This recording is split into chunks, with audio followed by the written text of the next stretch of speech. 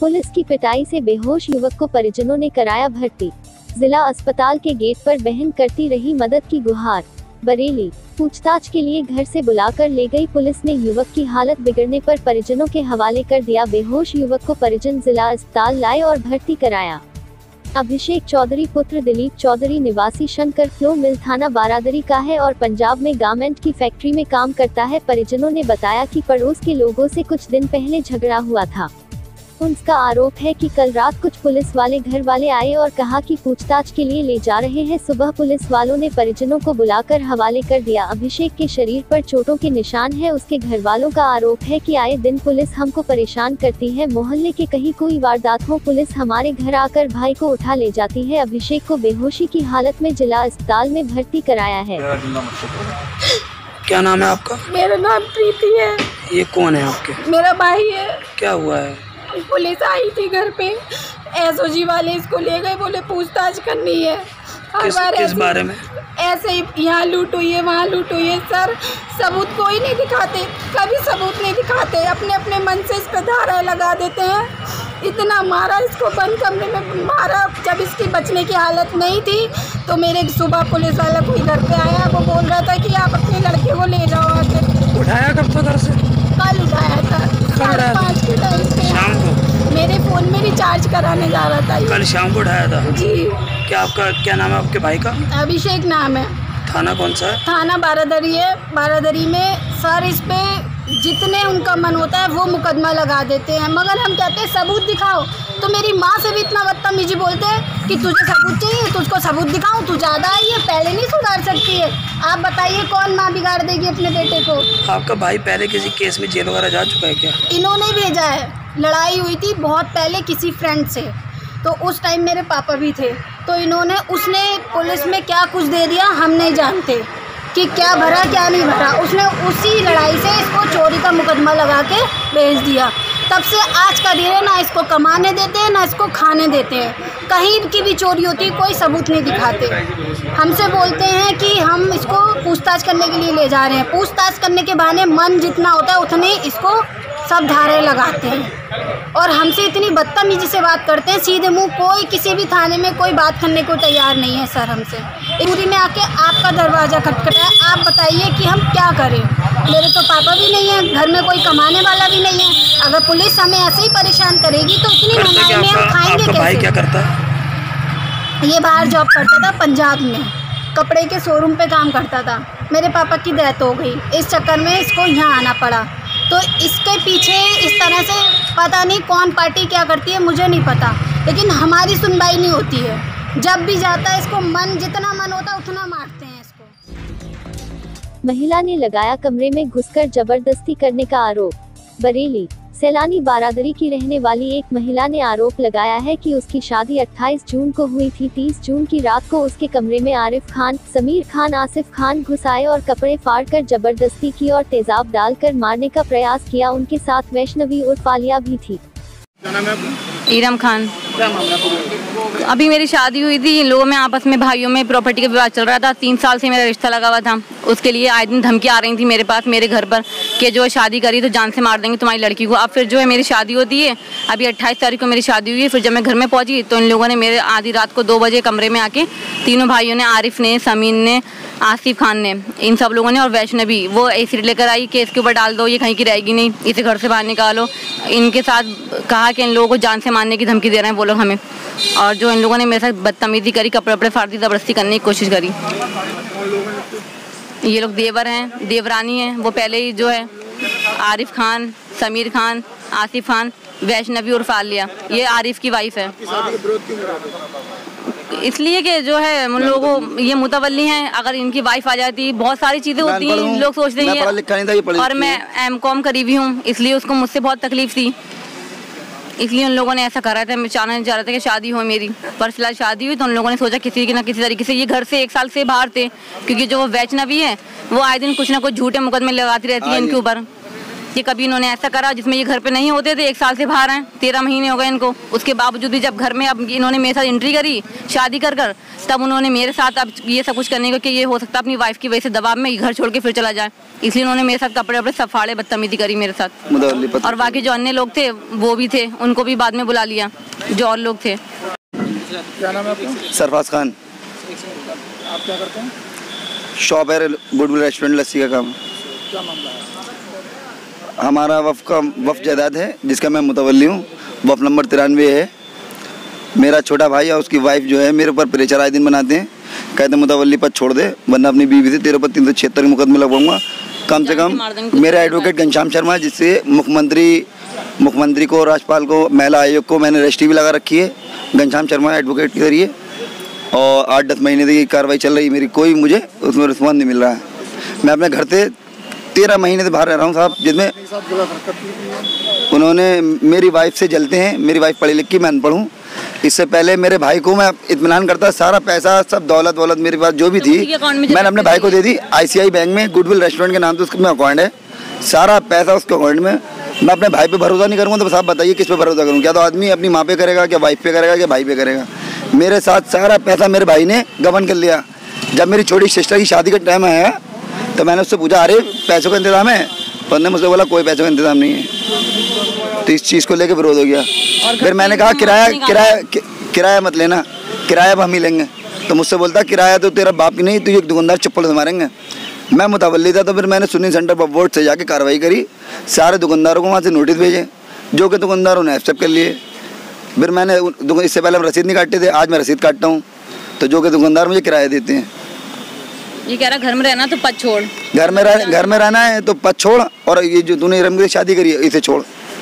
तुझे तो कोई गमार मिलना चाहिए थी, अनपढ़ गमार तुझे मिल गया था, तू अंगूठा छाप है। वो सोचा शायद इनको इतनी अकल मेरी वजह से आ गई। मैं क्या था, तू अपनी बीवी की भाषा बोलता है, और जिसमें अपनी बीवी से खुद भी करवा रहा, खुद उसकी अपनी बीवी के आज दिन झूठे मुकदमे लगवाता रहता है। 307 के मुकदमे लोगों में, मोहल्ले वालों के खिलाफ।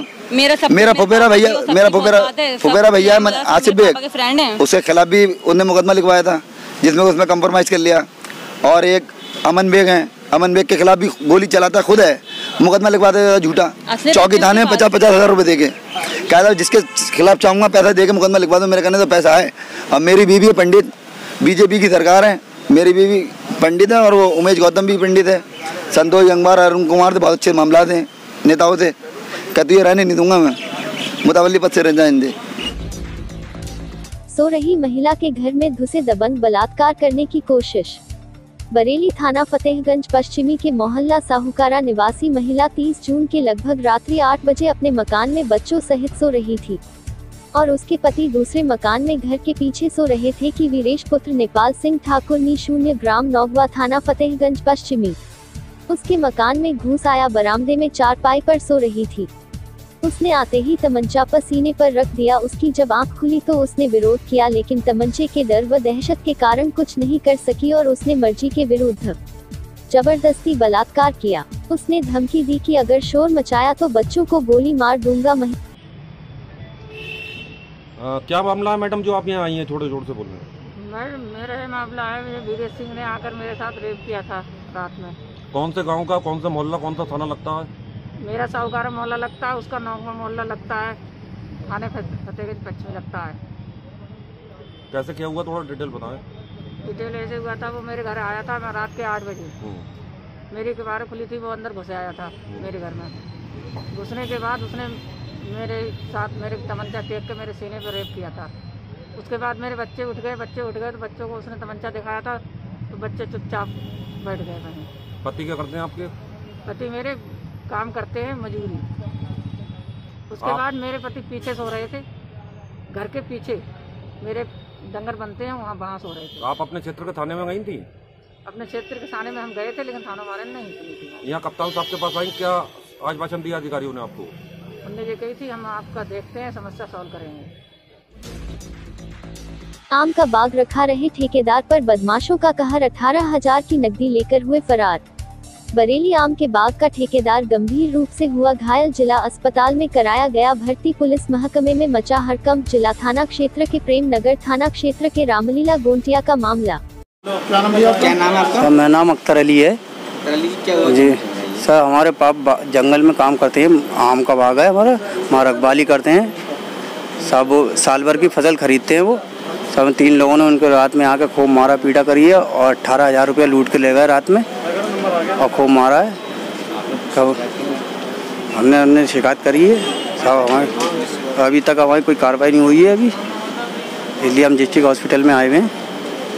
कहाँ रहते हैं? सर सुरका राजा चौक में हम आए हुए हैं सर। हम चाह रहे हैं सख्त से कार्रवाई होना चाहिए। थाना प्रेमनगर थाना, रामलीला गौटिया।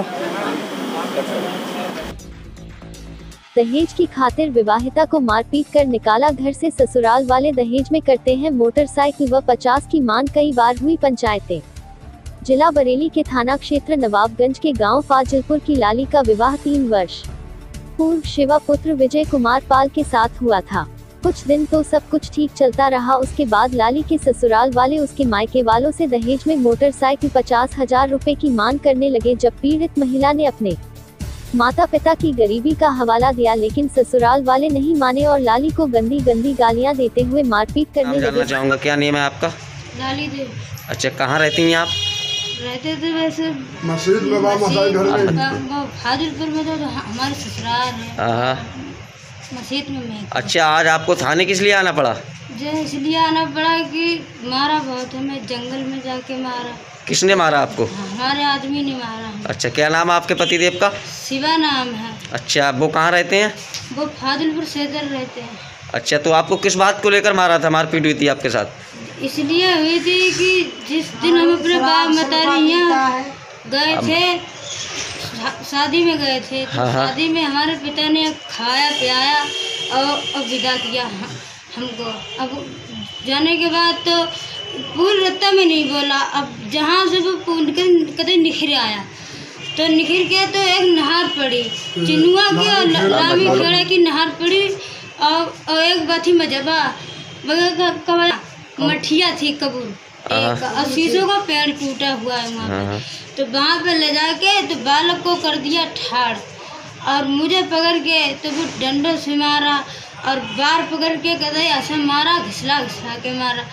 अब वो जो पेड़ उखाड़ रहे थे तो वो उसने सुना कि जो बच्चा क्यों रो रहा है, तब उसने सुना तो वो चिल्लाने लगे। तो वो चिल्ला तो वो छोड़ के भागा। तो जब बात किया कि तू है बताना किसी को मत, बता देगी तो तुझे मार के बोटी बोटी तेरी डाल के जाएंगे, अब भाग जाऊंगा। अच्छा, किसने कहा? आपके आदमी ने? मेरे पति ने किया। हाँ। अच्छा। तो मेरे पति ने किया तो मुझे बहुत मारा, अपने मैं उसके पैर भी पकड़ते रही, नहीं छोड़ा, हाथ अच्छा। भी जोड़ते रही, दाढ़ी में हाथ डाला, नहीं छोड़ा कतई। अच्छा, थाने में आपने तहरीर दी? दे दी। थाने में तहरीर दी आपने? हाँ। अच्छा, तो आप क्या चाहती हैं अब? हम यही चाहते हैं कि हमें दारू शराब सुल्फा गांजा बहुत पीता, हमें दुख बहुत देता है। अच्छा। सुन के नहीं चलता है और मार पीट करता, मारता बहुत है और जाना इसी घर में है, लेकिन वो कभी सुन के नहीं चलता। अच्छा, कब शादी हुई थी? कितने वर्ष पहले आपकी शादी? 2 बच्चे की माँ हूँ मैं। अच्छा, लगभग शादी जैसे कितने दिन हो गए तब भी? कितनी? अच्छा, ये आपकी कौन है? लड़की है। अच्छा, क्या मामला है? पूरा मामला बताएं। आज थाने किस लिए आना पड़ा आपको? इसलिए आना पड़ा, लड़की हमारी 1 बार गई 2 बार गई, ये समझ लो घर में मार के डाल लेता है, बाहर निकलने नहीं देता है। कौन मार के डाल लेता है? हमारा जमान। अच्छा। जमाई हमारा, ये समझ लो। अब ये है कि जब लड़की को हम 2-4 साल रखा और ये समझ लो कि वो लड़की हमारे घर पे पहुंची, हमने शादी किया तो दोनों को बुलवाया, और जो दोनों गए थे तो हंसी खुशी से हमने लड़की सोमवार को गई, मंगल को हमने विदा किया। हमने को जा लड़के अपने घर को जा, तो वो भी चल दिया। दोनों जने, दोनों पति और दोनों आए मियाँ बीवी। जब मियाँ बीवी आए तो जो समझ लो जो इसका जो बना हुआ है, जो चौकजिया बनी हुई धरी हुई है, एक लकड़ी पड़ी हुई है, वहाँ पे ले जाए कि जो लड़की को मार। ये लड़के को कहता है पतले में दर्द है, ये पतला उठा के पटका तो ये पतले में दर्द है, और जे आँखों में दर्द है, जे मारा। ये समझ लो जब यहाँ आके जब बोला कि तू बता देगी तुम्हें मार डालूँ, तो इसने बताया नहीं। वो सीधे अपने घर लाई जाए, घर लाया वो उस पार सुधार, जे रोड नहीं लाया उस पार उस लाया। ये कहने लगा, जब हमारे पास में फ़ोन गया कि तुम्हारी लड़की को बहुत मारा। थाने में कोई तहरीर दी है? तहरीर तो लिख दिया है। अच्छा, थाने में तहरीर दी है। तो आप क्या चाहती हैं? अब आप हम ये चाहते हैं कि वो घर से मारते लाओ और थाने लग, और जो समझ लो हम तो वो गरिया के मार के और देना बेटी उसी के घर में चाहते हैं। मतलब जो है कि वो सही तरीका से चले, ठीक। सही तरीका से खा, मुकदमा करेंगे नहीं। गरीब है, मर जाएगा, और 2 बच्चों की माँ है, हम इसको कहाँ ले घूमेंगे, बैठा के तो खिला नहीं पाएंगे। लल्ला एनजी न्यूज़ से जुड़े रहने के लिए चैनल को सब्सक्राइब करें और बेल आइकन को दबाना ना भूलें।